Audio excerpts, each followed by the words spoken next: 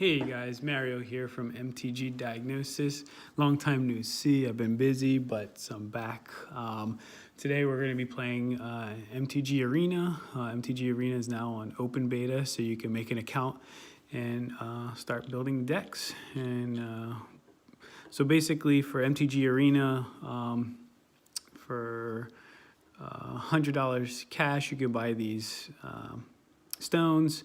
You get, I think, 20,000 stones, and with 20,000 stones, you can buy 45 or 90 packs of different sets. So I've been building some sets, some decks here, and right now, this is my favorite deck by far. And the reason why this is my favorite deck, one, it's fun to play, and two, I came up with it on my own. I didn't look at anybody else's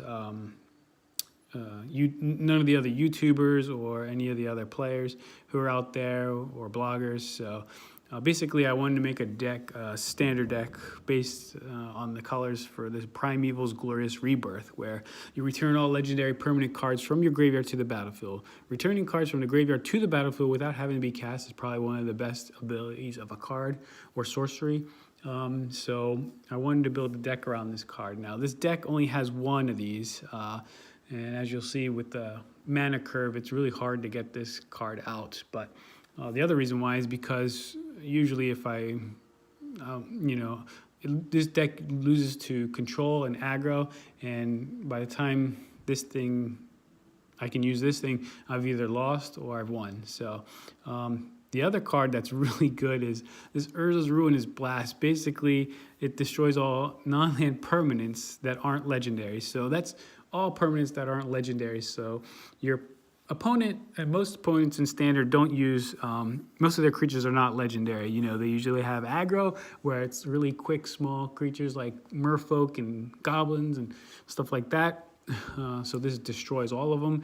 And or permanents like enchantments that aren't legendary. So this gets rid of all of them. So this deck has, as you see here, 2 of these Voltaic Servants, 3 of the Black Blade Reforged, 4 of Danitha. Danitha is probably one of the best legendary creatures in this set right now in Standard, because she's got Vigilance, First Strike, and Lifelink. And the aura and equipment spells cost 1 colorless less to cast, is just bonus. Traxos, he's also really good for 4 colors for a 7/7 legendary. You put this on it, and you put the Black Blade Reforged on it, and you're going to town. I had to put 2 of these in because it was just needed something to slow down your opponent. Karn, this is probably the best deck for Karn I've found. Karn is one of those really strong mythic legendary planeswalkers that's really finding a hard time finding its place in Magic, and I think this historic black-white deck is the perfect place for it. Arvad the Cursed, I mean, other legendary creatures get +2/+2. That's amazing for this deck. Lyra, just 3 of those, but would have had 4, but I was just, by the time you get into cast her, you probably have 1 or 2 in your hand. This deck does require a lot of mana. It requires 29 lands, and right now the only dual land is Isolated Chapel, 13 plains and 12 swamps. So if you look at the deck layout this way, here's a different card. So, oh, and it does have 2 of the Eldest Reborn, just because this is an OP card. I mean, it's amazing. This, you destroy one of your opponent's creatures or planeswalker, he has to sacrifice. He can't choose to.